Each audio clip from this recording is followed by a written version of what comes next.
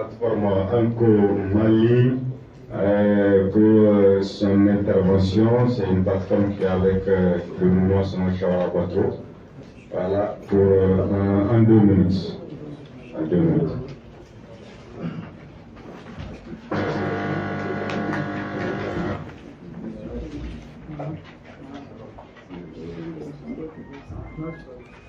Okay. Mesdames et messieurs du collectif Shongo et Shawara Bato, mesdames et messieurs de la presse, distingués invités, bonjour. Nous remercions infiniment le collectif Shongo et Shawara Bato d'avoir organisé cette conférence de presse et remercions tous les participants qui ont répondu à l'invitation. Nous, leaders d'opinion de la société civile, réunis au sein du collectif Anco Mali, œuvrant pour la réconciliation nationale, soucieux de l'unité de notre pays et de son intégrité territoriale, avons vu sur les réseaux sociaux une feuille de route signée le 18 décembre 2020 entre le gouvernement du Mali et les représentants des groupes armés pour une mise en œuvre intégrale de l'accord pour la paix et la réconciliation issu du processus d'Alger. À la lecture de cette feuille de route, nous avons fait un certain nombre de constats, à savoir qu'elle ne fait aucunement référence ni aux recommandations du dialogue national inclusif, ni à l'axe 1 de la feuille de route de la transition quant à la relecture de l'accord avant sa mise en œuvre. Cette feuille de route envisage, dans ses actions prioritaires, au titre des questions politiques et institutionnelles, de réviser notre constitution pour l'adapter aux dispositions de l'accord pour la paix et la réconciliation issu du processus d'Alger, en violation de l'article 118 de la Constitution du 27 février 1992 qui stipule qu'aucune procédure de révision ne peut être envisagée ou poursuivi lorsqu'il est porté atteinte à l'intégrité du territoire. Or, nul n'est sans savoir qu'aujourd'hui, Kidal est sous occupation de forces rebelles terroristes. Les Famas y sont cantonnés et l'administration malienne absente. Aussi, nous avons relevé dans cette feuille de route une incongruence chronologique entre l'action prioritaire numéro 3 et la durée de la transition. En effet, la transition dont la durée est de 18 mois, ayant débuté en septembre 2020, doit prendre fin en mars 2022. Or, cette action prioritaire très importante portant sur la relecture des textes, notamment le Code des collectivités territoriales et la loi sur la libre administration, est mise en œuvre en août 2022, largement après la transition. L'accord pour la paix et la réconciliation issu du processus d'Alger, dont il est question dans la feuille de route signée entre le gouvernement et les groupes armés, n'a pas respecté les principes démocratiques dans son élaboration. Il demeure un accord exclusif entre le gouvernement du Mali et les groupes armés. Le peuple souverain du Mali n'a pas été associé à son élaboration, d'où son illégitimité, et il n'a pas non plus été ratifié par l'Assemblée nationale du Mali, donc sauf d'illégalité. En plus de ce caractère illégitime et illégal, l'accord pour la paix et la réconciliation au Mali issu du processus d'Alger recèle en son sein beaucoup de dispositions qui peuvent conduire à la partition du Mali. À titre d'exemple, les articles 10, 11 et 12 du chapitre 5 sur la représentation de l'État et le contrôle de l'égalité au titre 2 de l'accord relatif aux questions politiques et institutionnelles qui consacre un contrôle de l'égalité a posteriori des actes administratifs des collectivités. Cette disposition supprime la tutelle de l'État et crée du coup des régions-États autonomes affranchies de tout contrôle a priori de l'État militaire. Ces dispositions de l'accord, à elles seules, sans compter les dispositions complexes de la prise en charge financière des régions États à hauteur de 30% du budget de l'État du Mali et des questions de forces armées reconstituées, du financement spécifique des seules régions du Nord à l'exclusion des autres régions du Mali, nous conduirons inéluctablement à la création sur les débris du Mali d'un État fédéral, d'où son rejet par le peuple conscient du Mali. Nous estimons que la relecture de l'accord dans le contexte actuel est le seul gage pour son acceptation par le peuple. C'est pourquoi nous alertons ici les autorités de la transition du danger que nous courons en mettant en œuvre cet accord en l'état.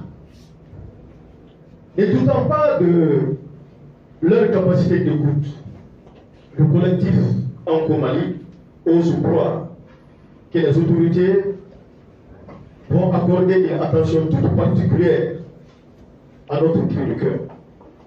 Nous espérons vivement que les autorités reviennent sur cette feuille de route en y intégrant en première ligne la relecture de l'accord pour la paix et la réconciliation issu du processus d'Alger, conformément aux recommandations pertinentes du dialogue national inclusif et de l'alinéa et du premier alinéa de l'axe 1 de la feuille de route de la transition. Le chemin de la paix et de l'unité au Mali passe par cette relecture de l'accord pour le rendre conforme à la Constitution du 25 février 1992 et applicable au bénéfice de toute la population malienne. Cette relecture de l'accord pour la paix et la réconciliation issue du processus d'Alger doit être suivie immédiatement par les actions prioritaires de cantonnement et de désarmement de tous les groupes armés. Pour la réussite de cette mission salvatrice pour le Mali, notre accompagnement au gouvernement de la transition ne fera pas défaut. Mais avant la relecture de l'accord et sa mise en œuvre, nous condamnons toute forme de sa violation. Pour nous, il n'est pas question que les groupes armés ne participent pas à la lutte contre le terrorisme, alors qu'ils prétendent avoir des zones sous leur contrôle où les femmes n'ont pas le droit de traquer les terroristes. Nous lançons un appel pressant à la médiation internationale de veiller sur le respect scrupuleux de l'unité et de l'intégrité territoriale du Mali, conformément aux principes et engagements édictés dans l'accord pour la paix et la réconciliation issu du processus d'Alger. Pour le Mali, nous restons vigilants et mobilisés. Je vous remercie.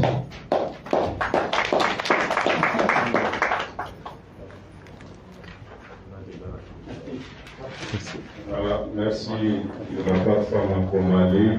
Nous allons passer la parole à Mahdi Cissé, le coordinateur du collectif Sonoï Chawara Bato. Je rappelle que le collectif est constitué de plusieurs associations sédentaires des régions nord. Monsieur le coordinateur Mahdi Cissé, vous avez la parole pour la déclaration. Merci. Merci. Mesdames, Messieurs, chers invités, camarades de la presse, chers confrères, en vos grades et titres, par ma modeste personne, voici la teneur du contenu de notre manifeste du collectif Sonoï Chawara Bato. Nous sommes des hommes et des femmes, issus de la coalition des organisations sédentaires de culture Songhai, Peul, Bella, Touareg, Bambara, Mor, etc., déterminés à engager dans la défense du vivre ensemble de toutes les communautés du Mali.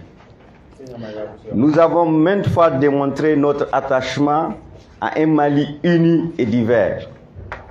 Hélas, depuis des décennies, la réalité de tous les jours ne nous donne pas d'autre choix que de sortir pour dire un non obligé aux différentes tentatives inavouées de partage de notre terroir à travers des actions unilatérales qui excluent la majorité silencieuse de notre population, les communautés sédentaires de culture Songhai. Nous, les hommes et les femmes unis au sein de cette coalition de culture, sommes fortement préoccupés et interpellés par l'ampleur de la crise sécuritaire et des réponses à elle données par l'État malien.